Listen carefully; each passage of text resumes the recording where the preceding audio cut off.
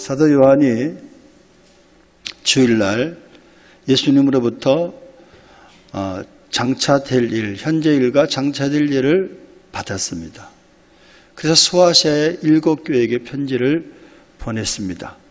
우리가 지금까지 4교회에 대해서 공부를 했고, 오늘은 5번째 교회 사대교회에 대해서 공부를 하면서 사대교회를 통한 주님께서 우리에게 주시고자 하는 교훈은 무엇인가를 생각하면서 은혜를 받고자 합니다.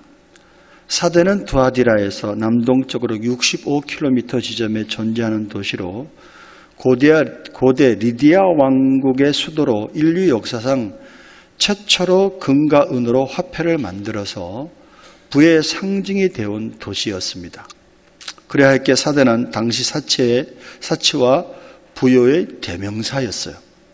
지역 최대의 금맥이 흐르고 있는 금 생산지였기에 돈이 넘쳐났고 금과 관련한 여러 제조업, 특히 금화 세공업이 가장 발달했던 도시라고 합니다. 이 지역을 차지하기 위한 여러 강대국들의 전쟁이 빈발했는데 마치 오늘날 석유 때문에 전쟁이 그칠 날이 없는 중동 지역과 같았습니다. 이 도시 사람들은 돈이 있지만은 이렇게 전쟁이 잦다 보니까 종교에 대한 열망이 어느 도시 사람들보다도 더 강할 수밖에 없었던 것이죠. 그런데 문제가 뭐냐면은 이 종교에 대한 열망은 좋은데 이 사대인들의 종교심은 도시의 우상 종교들과 맞물려 있었던 것입니다. 이때 복음이 들어왔고 사대에 들어온 복음은 이 지역의 이방 종교, 세계관, 현실적인 욕구들과 뒤섞여 있게 되었습니다. 처음엔 복음이 순수하게 들어왔는데 점차 사대교인들이 세속화되다 보니까 복음이 변질되기 시작했던 것입니다. 교회에 복음이 들어와서 이 교인들이 세상을 변화시켜야 되는데 거꾸로 된 것이죠. 세상이 교회를 변화시키는. 세속적인 문화가 워낙 강하다 보니까 그 속에서 살고 있는 그런 교인들이 세속화되는 거죠. 세상적인 방법이 교회에 들어오게 되는 거야. 목회자도 소신 있게 선지자적인 하나님의 말씀을 선포해야 되는데 교인들의 구미에 맞는 입맛에 맞는 축복과 성공과 이런 복음만 증거하다 보니까 교인들의 영성이 점차 떨어진 교회가 바로 사대교회였다는 말씀이죠. 그래서 바로 이런 사대교회를 향해서 오늘 주님께서 말씀하고 계십니다. 뭐라고 말씀하고 계시느냐? 먼저 말씀하시기 전에 사대교회를 향해서 주님의 모습이 어떻게 나타나느냐가 굉장히 중요하다고 말씀드렸죠. 이 사대교회에 나타난 주님의 모습이 어떤 모습으로 나타나느냐? 1절을 읽어보시면 사대교회 사자에게 편지하라.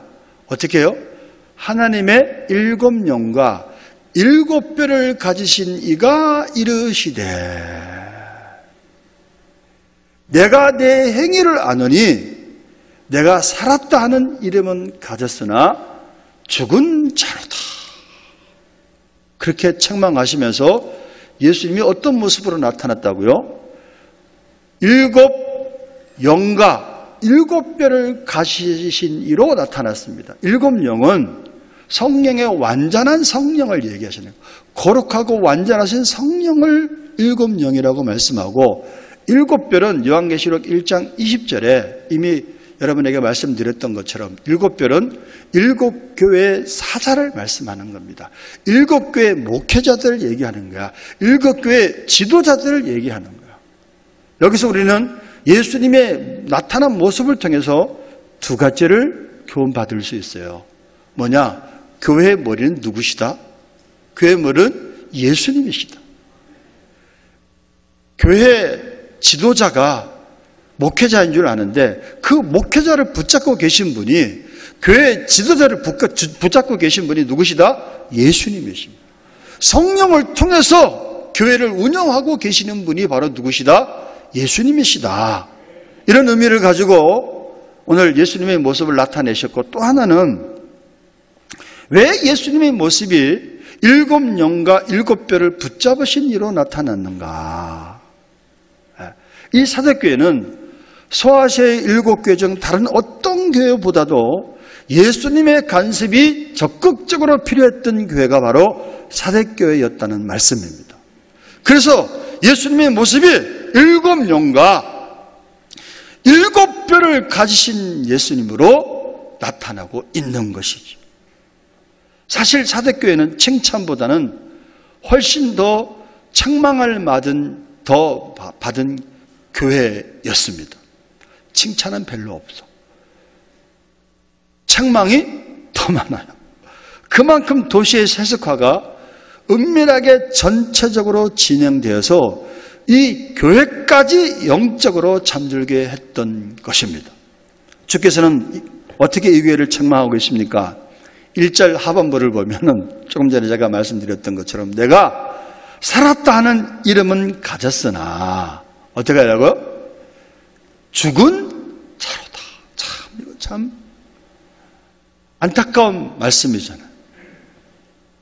뜨끔거리지 않으세요? 우리 교인들은 안 뜨끔거리나 보네. 저는 뜨끔뜨끔거려요. 내가 살았다 하는 이름은 가졌으나 죽은 자로다. 2절에서는 또 뭐라고 말씀하시느냐? 너는 일겨 그 남은 바 어떻게 된 것을? 죽게 된 것을 굳건하게 하라. 내 하나님 앞에 내 행위에 온전한 것을 찾지 못하였다. 그렇게 말씀합니다. 한마디로 사대교회는 명목상의 교인이 많았다는 얘기입니다. 이름으로 널리 알려진 교회지만 교인들 한 사람 한 사람의 영적 상태는 무덤인 거야. 쉽게 말하면 사대교인들의 대부분이 무늬만 그리스도인이고 속은 세상 사람과 다를 바 없는 신앙인들이었습니다. 조금 더 깊이 들여다보면 사대교회는 교회가 겉으로는 교인수가 많아 막 부흥을 했어요. 번창하여서 막 교회가 사람들이 막 구름대처럼 몰려옵니다. 조금 과장되게 표현하면 교회 안에 돈이 넘쳐납니다. 그런데 주님은 이런 사대교회를 향해서 살았다는 이름은 있자면 죽었다라고 판단하십니다. 여러분, 그 죽었다는 것은 생명이 없다는 얘기예요. 외형적으로는 부흥하여 인원수가 늘어나고 교회가 편의 시설문도 늘어나고 헌금도 많이 고치고 사회적인 봉사, 구제도 많이 해.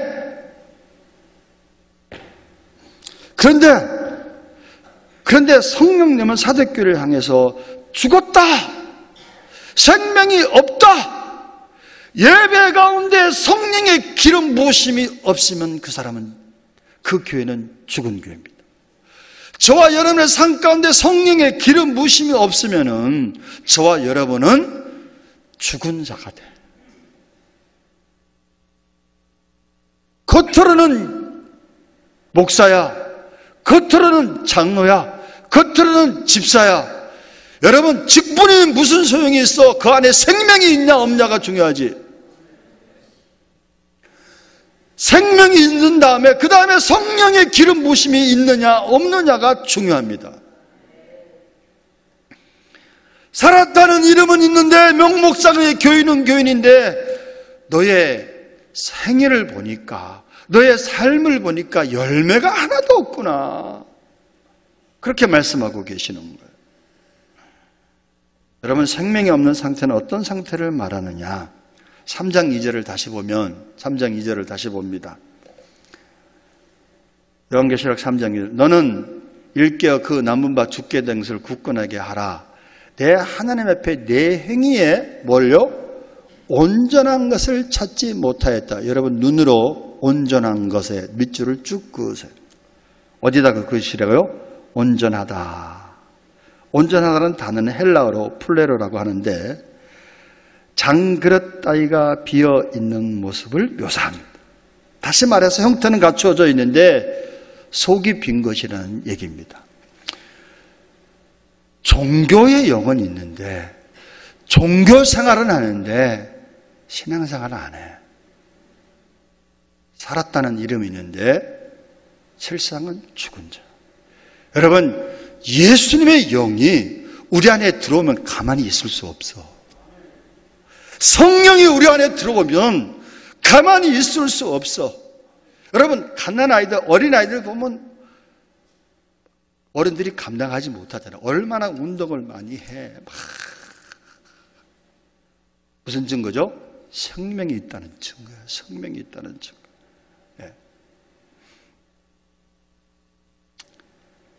여기서 내 행위에서 온전한 것을 찾지 못하였다라는 말씀은 내 행위를 들여다보니 너는 지금 껍데기만 붙들고 있구나 라는 말씀과 같습니다.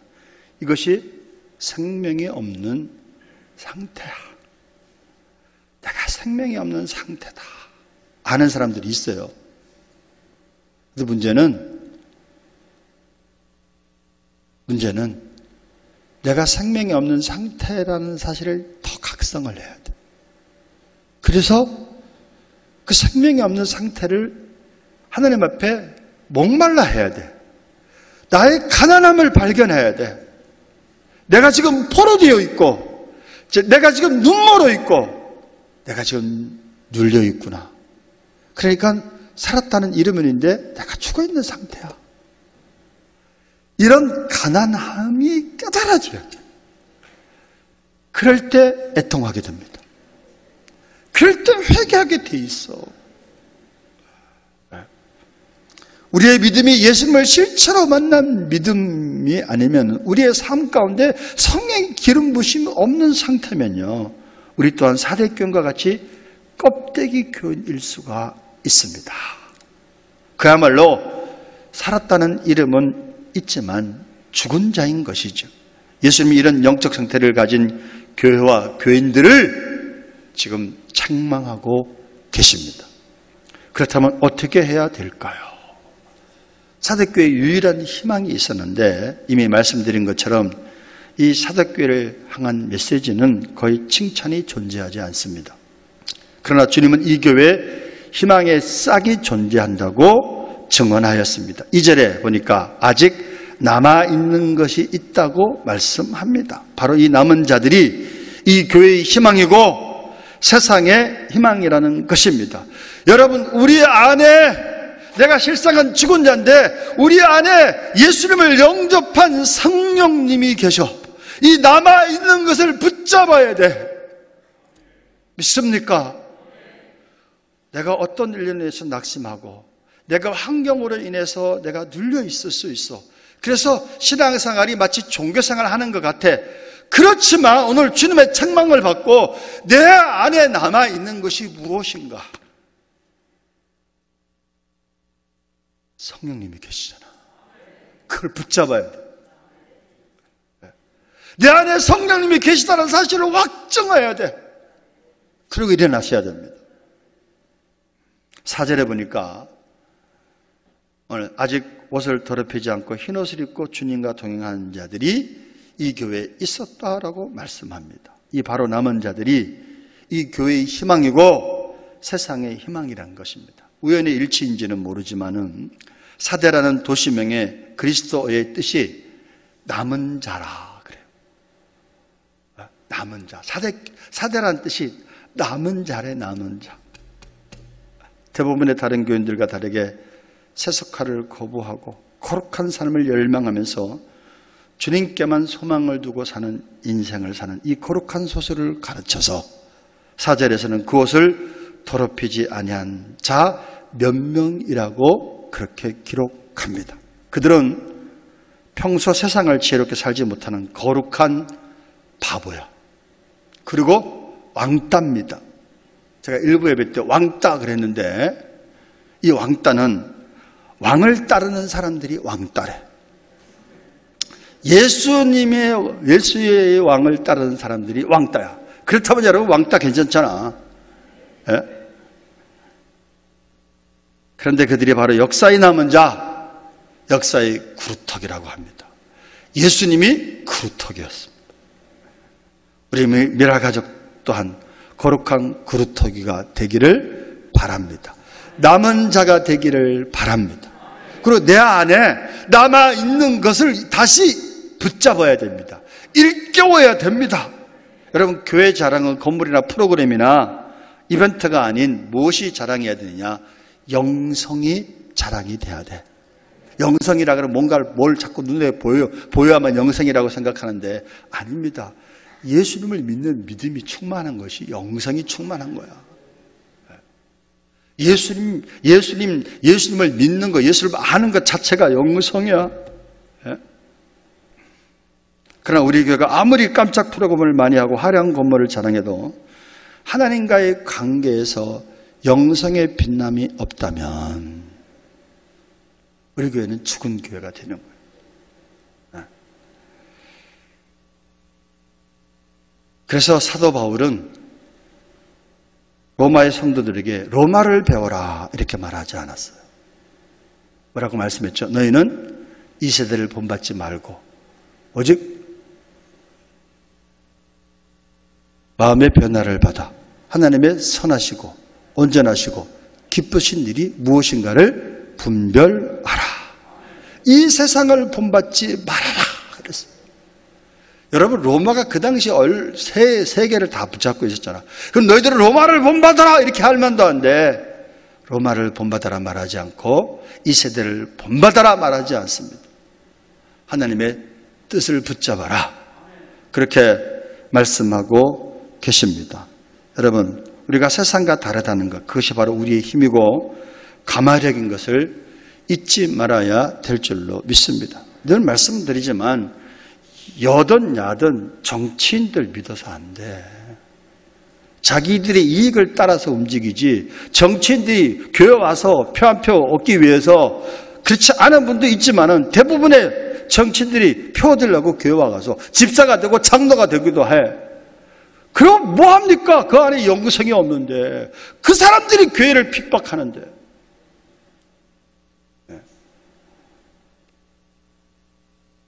여러분, 교회 자랑은 건물도 아닙니다. 어떤 프로그램도 아니야. 내 안에 예수님을 믿는 그 믿음, 내 안에 예수님을 사랑하는 그 사랑, 그것이 교회의 자랑이 돼야 될 줄로 믿습니다. 사대교회에서 우리가 배워야 될 교훈이 있어요. 그것은 한마디로 깨어있는 교회, 깨어있는 성도가 되어야 한다는 것입니다. 그 문제는 어떻게 우리가 깨어있는 성도로 살아갈 수 있느냐? 3절이 그 대답을 줍니다. 3절을 봅니다. 3절, 그러므로 내가 어떻게 뭘 받은 거죠? 복음을 받았으며 어떻게 들었는지를 어떻게 알아? 첫째, 생각하라. 둘째, 지켜라. 셋째, 회개하라. 세 가지 동사가 나옵니다. 만일 일깨지 아니하면 내가 도둑같이 이르리니 어느 때 내게 이르는지 내가 알지 못하리라. 세 가지 동사. 생각하라, 지켜라, 회개하라. 이것을 하게 되면 우리가 깨어있는 삶을 살게 되는 줄로 믿습니다. 첫째, 생각하라. 3장 3절 다시 보면 그러므로 내가 어떻게 받았으며 어떻게 들었는지를 어떻게 하라고요? 생각하라 라는 말은 기억하라는 말이 더 적절할 수 있어요. 네가 예수님을 언제 만났느냐? 네가 예수님의 복음을 언제 들었느냐? 언제 영접했느냐? 너 기억하라. 지금 너 지금 삶이 왜 이러냐? 이 소리. 네. 이 말씀은 사대교회 사람들의 의식 상태 때문에 하신 것입니다. 사대라는 도시 사람들의 종교적인 성향과 그 도시가 가지고 있는 역사적인 토양 등의 이유로 이 교회에 모인 사람들이 듣고자 했던 복음은 어떤 복음인지 아세요? 자기 입맛에 맞는 복음이야. 그들이 듣고자 했던 복음은 웰빙의 복음, 성공하는 복음, 잘 사는 복음이었습니다. 무조건 축복받는 복음이었습니다. 교회가 그 필요에 맞춰서 경영을 하고 그 입맛에 맞으니 교인들이 막 몰려옵니다. 어떻게 이렇게 몰려온 사람들끼리 모여서 구제하고 봉사하고 그리고 나눔을 벌이지만 여타 다른 종교에서 하는 활동과 다를 바가 없어요. 여러분, 구제와 봉사가 나쁜 건 아니에요. 이런 활동자가 그러나 복음의 핵심은 아니라는 거예요. 복음의 핵심은 예수님입니다. 예수님을 믿는 겁니다. 예수님을 아는 겁니다. 그 위에 봉사가 있어지고 그 위에 구제가 있어져야 돼요. 제가 7월 달만 되면 여름 성경학교하고 또 여름 캠프를 하는 우리 교회학교 교사들에게 제가 늘 하는 말씀 중에 하나가 기도 위에 봉사해라. 여름 성경학교 하느라고 애들 공과하지 준비할 것들이 굉장히 많습니다. 그리고 막 한 달 내내 일주일 여름 성경 다 끝나면 진이 다 빠져. 내가 지금 뭐 하고 있는 거지? 공화가 막 밀려와. 제가 해봐서 아는 거야. 그래서 아무리 힘들더라도 말씀과 기도의 영적인 그런 밑받침 위에 교사로서 봉사하고 준비를 해야 되지. 그 기도가 없는 상태에서 아무리 막 애들 준비하고 공과 준비 하다 보면 내 영성은 어디 갔는지 모르고 막 일만 많이 한다고 되는 거 아니야. 일하지 말라는 거 아니에요. 감사하지. 그러나 나와 주님과의 은밀한 고통, 은밀한 골방이 없이 하는 그 모든 것들은 한순간에 무너질 수 있어요. 다른 교인이 어떻게 소문을 듣고 저를 좀 만나자 그래가지고 전에 상담을 한 적이 있어요. 근데 제가 그 교회는 굉장히 건강한 교회로 듣고 있었어요. 이 교인, 이분이 상담을 하는데 이분은 아버지 학교 스텝이고 막 겉으로는 열심히 봉사해. 교회에서 식당 봉사하고 주차 봉사도 하고 막 봉사를 많이 해. 죄송하지만 예수가 없어.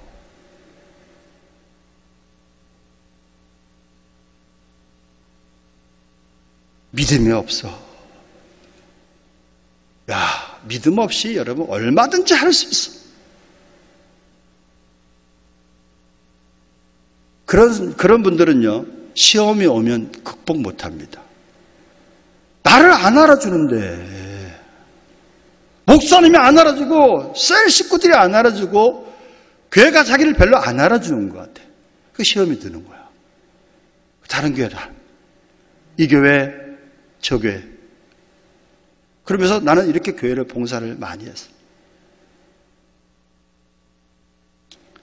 사색교회 교인들하고 다를 바가 없구나. 사색교회 교인들하고.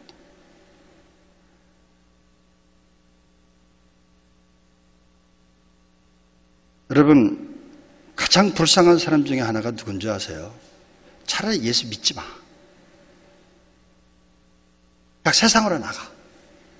그러면 그때는 잠깐의 쾌락이라도 누릴 수 있는 거 아니야.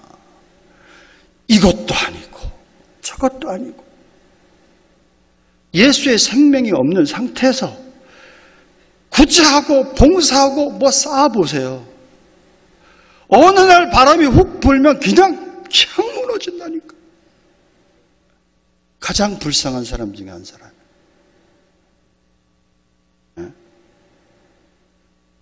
다음 주부터 또 메시지를 안 나오는 거 아닌지 모르겠다.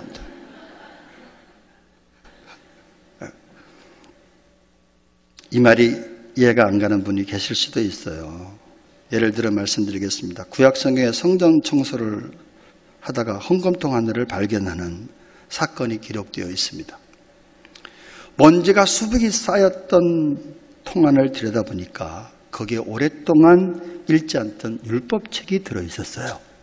율법책을 왕에게 가져다 주니 왕이 그 율법책을 읽고 왕이 회개를 합니다. 가슴을 치면서 우리가 다 죽어 있었구나 라고 자복하고 탄식한 후 성전 대청소를 명령을 합니다. 그는 중단되었던 예배의 회복을 외치고는 정말 오래간만에 유월절 제사를 준비합니다. 유월절이 되는 날 유대인들이 감격의 눈물을 흘리면서 성전으로 가고 있는 중 그 순간에 하나님이 예레미야를 성전으로 보내십니다. 예레미야는 성전 문 입구에 서서 외칩니다. 유다 백성들아, 너희는 이곳이 여호와의 전이라고 을에 거짓말하지 말아라. 너희는 예배를 드리면서 과와 가부를 압제하지 말며 손에서 강포를 끊으라. 누가 이것을 여호와의 전이라고 했더냐? 너희는 성전을 강도의 구렬로 만들려고 하였느냐? 여러분, 예배의 회복 좋습니다.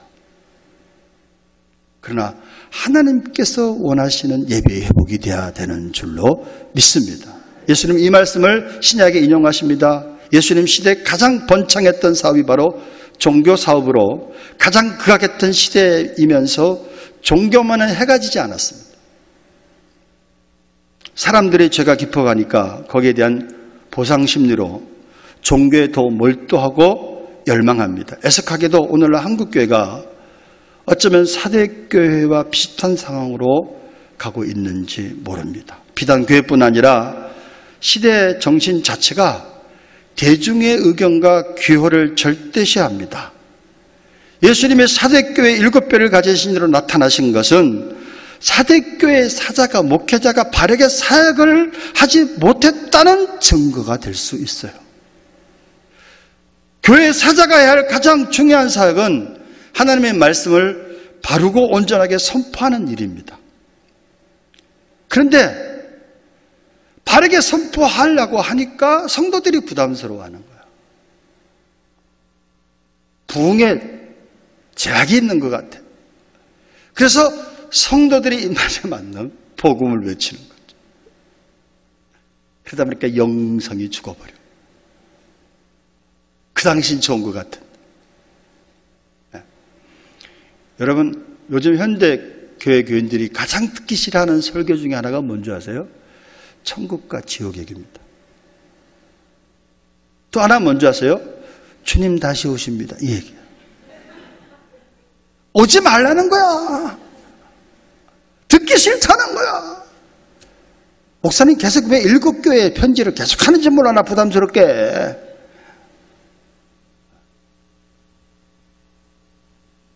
근데 여러분, 주님은 하라고 하십니다. 왜? 이제는 정말 주님의 나라가 임박했기 때문에. 부담스럽든 부담스럽지 않든 선포하라고 말씀하십니다. 자다가 깰 때다. 자다가 깰 때다. 일깨워야 됩니다.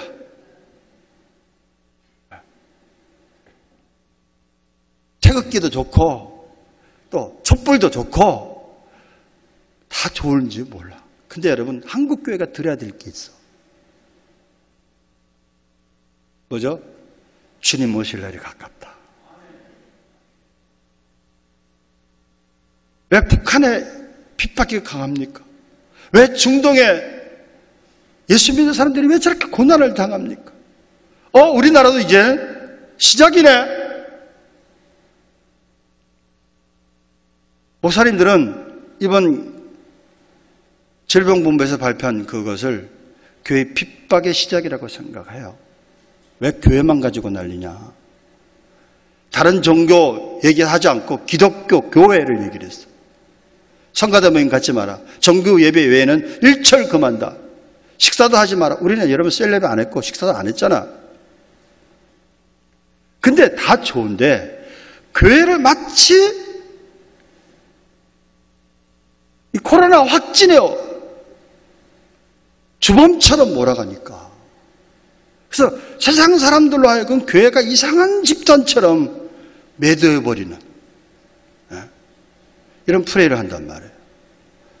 다른 종교도, 여러분 천주교는 그럼 확진자 없어요? 불교는 확진자 없습니까? 신방은 어디로 가버렸어? 확진자가 거기서부터 나와가지고 문제가 됐는데. 근데 왜 교회라고 하고 왜 기독교라고만 얘기하면서 벌금 300만 원 어쩌고 저쩌고 뭐 이런단 말이죠. 저는 그랬어요. 목사님들 모임에서 핍박다운 핍박이 와야 된다 생각. 이건 시작이다. 별거 아니다. 그래서 하려면 제대로 해라. 핍박을. 이건 핍박도 아니야. 장로님이 기도했던 것처럼 이 핍박을 통해서 우리가 스스로 자정해야 돼. 우리가 회개해야 됩니다. 우리를 돌아보셔야 돼. 교회가 가진 것들이 너무 많다면 회개해야 됩니다.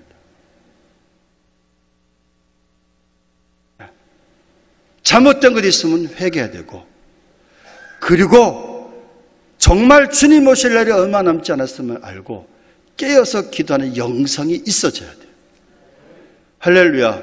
그러면 세상의 어떤 어려움도 극복할 수 있는 힘과 능력을 하나님께서 허락하여 주실 줄로 믿습니다. 여러분, 복음은요, 어떤 분이 얘기하는데 절대 대중적이지 않는다. 저는 그 말에 동감합니다. 예수님은 자신을 따르는 무리를 향해서 공중에서도 깃들을 집이 있고 여우도 굴이 있건만 인자는 머리 둘 곳이 없다. 이렇게 말씀하셨습니다. 이 말씀을 들은 무리들이 그 예수님의 말씀을 듣고 떠나자 예수님이 뭐라고 얘기했죠? 당신을 따르는 길이 좁고 험하여 찾는 이가 적다. 이렇게 말씀했습니다. 좁은 문, 좁은 길을 말씀했습니다. 그리고 복음과 함께 고난을 받아라.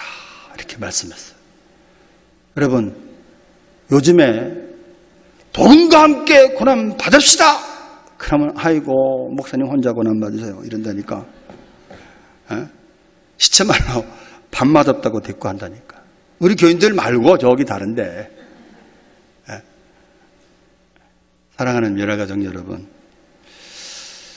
예수님을 믿는 동기가 무엇입니까?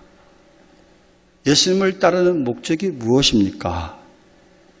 처음에 솔직히 얘기해서 병 고치기 위해서 예수 믿었고, 잘 살기 위해서 예수 믿었고, 그 다음에 내 기도 응답 받아갖고 내가 뭔가 잘 되고 내가 영광을 누리기 위해서 예수 믿었어. 근데 예수를 만났으면 인생의 목적이 달라야 돼. 예수님을 따른 동기가 달라져야 돼. 그것이 크리스찬들입니다. 근데 여전히 내가 인생의 주인이야. 예수님이 내 인생에 좀 개입 안 했으면 좋겠어. 예수님이 내 인생에 도움이 됐으면 좋겠어. 내가 자식이 잘 되기 위해서 자식 좀 잘 되게 해주고, 내 앞길이 좀 열리기를 원하고, 직장생활에서 내가 진급하기를 원하고, 내 사업이 잘 되기를 바라고, 그거 하는 길에 예수님이 나를 좀 도와줬으면 좋겠어. 솔직히 안 그랬습니까? 근데 그건 좋은데, 때론 예수님이 그래, 넌 나를 원하지만 너도 나를 위한 길을 좀 가야 되지 않느냐? 라고 말씀하실 수가 있어요. 그러면 여러분, 인생의 목적과 예수님을 따른 동기가 이제는 예수님으로 바뀌어져야 돼. 바뀌어지는 작업이 훈련입니다. 바뀌어지는 작업이 연단입니다. 그래서 우리의 믿음을 정금같이 나오게 함으로 말미암아 축복의 통로가 되게 하시는 것이 하나님의 뜻인 줄로 믿습니다. 그래서 여러분, 복음을 어떻게 들었는지, 어떻게 받았는지를 기억하라. 둘째는요, 지켜라. 3장 4절 다시 봅니다. 3장 4절. 그러나 사대에 그 옷을 더럽히지 아니한 자 몇 명이 내게 있어 흰옷을 입고 나와 함께 다니리니 그들은 합당한 자인 영고라. 남은 자 몇 명처럼 사대교인들 대다수는 처음 믿음을 지켜야 했습니다. 성령님을 근심시키거나 소멸시키지 말아야 했습니다. 또한 그들은 들은 바 하나님의 말씀을 지켜야 했습니다. 가려운 귀를 긁어줄 감성적인 이야기에만 솔깃하지 말아야 했습니다. 셋째는 회개하라. 가던 길이 잘못됐으면 돌이키라고 말씀합니다. 성령님을 근심시키고 성령님을 소멸시켰다면, 내가 인생의 주인이 아직도 나라면 좀 바꿔라. 내가 그리스도와 함께 십자가에 못 박혔나니 그런즉 이제 내가 산 것이 아니요 오직 내 안에 그리스도께서 사신 것이라. 이제 내가 육체 가운데 사는 것은 나를 사랑하사 나를 위하여 자기 자신을 버리신 하나님의 아들을 믿는 믿음 안에 사는 것이라고 사도 바울의 고백이 너희 것이 되라. 그렇게 말씀하고 계시는 줄로 믿습니다. 한마디로 이 공동체를 향한 권면의 핵심은 뭐라고요? 깨어 있으라 라는 말씀입니다. 사실 이 사대라는 도시는 과거 리디아 왕국 당시 깨어있지 못함으로 멸망한 역사를 가지고 있었던 도시가 바로 사대라는 도시였습니다.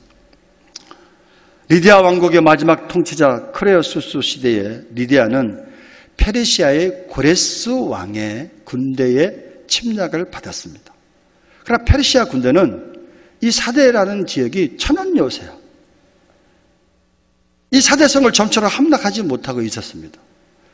리디아는 이 난공불락의 요새를 믿고 시간만 벌면 승산은 자기들에게 있다고 그렇게 확신하고 있었습니다. 그러나 이 성에도 약점이 있었습니다. 이 성은 남쪽은 가파른 절벽이어서 지킬 필요가 없다고 생각한 나머지 방치해 두었는데 바로 이곳으로 한 군인의 철모가 떨어졌어. 그걸 관찰한 페르시아 군대가 그 약점을 잡고 그곳으로 침략하여서 밤새 안정이 아니라 평안할 줄 알고 밤새 잠자던 사람들이 아침에 일어나 보니까 누가 점령하고 있어? 페르시아 군대가 다 점령하고 있었고 리디아 군 사람들이 전쟁의 포로가 되어 있었다라는 그런 얘기입니다. 그것을 역사적으로 그들은 늘 가지고 있었는데 오늘 예수님께서 사대교회에게 말씀하기를 깨어 있으라 라고 말씀하니까 그들이 깨어 있는다는 의미를 누구보다도 가슴 와닿게 그들은 그 말씀을 받았을 것이라고 생각이 되어집니다. 사랑하는 미랄가정 여러분, 세상은 지금 소돔과 고모라 성을 넘어섰다 그래요. 방불케 할 정도가 아니라. 한국 사회만 하더라도 이 타락의 정도가 심각하다고 얘기합니다. 여러분, 타락의 끝이 뭔지 아시죠? 타락의 끝이 동성연애입니다. 동성연애야. 그 도시는 하나님 반드시 심판했어. 우리나라가 차별금지법을 통과시키면 동성연애법도 같이 통과시켜, 그 안에서. 차별금지법을 그래서 막아야 되는 거예요. 어쨌든 지금 우리 또한 세상을 자꾸 바라보게 됩니다. 컴퓨터나 휴대폰을 통해서 습관이 되어 있어. 요즘에 여러분 이 목 디스크 환자들이 많대요. 왜 그런지 아세요? 맨날 이렇게 숙여. 저도 목 디스크 환자 되려고 그래. 맨날 숙여서 보니까 기도도 그래서 이러고 기도하려고 그래. 성경도 좀 이러고 읽으려고 그래. 맨날 숙여서 보니까 주님께서 말씀합니다. 깨어서 근신하라. 왜 깨어서 근신해야 되죠? 주님 오실 날이 임박했기 때문이다. 이때가 자다가 깰 때임을 생각하면서 한 주간 하나님 깨어있는 영성을 주옵소서. 기도하는 한 주간 되시기를 주님의 이름으로 축원합니다.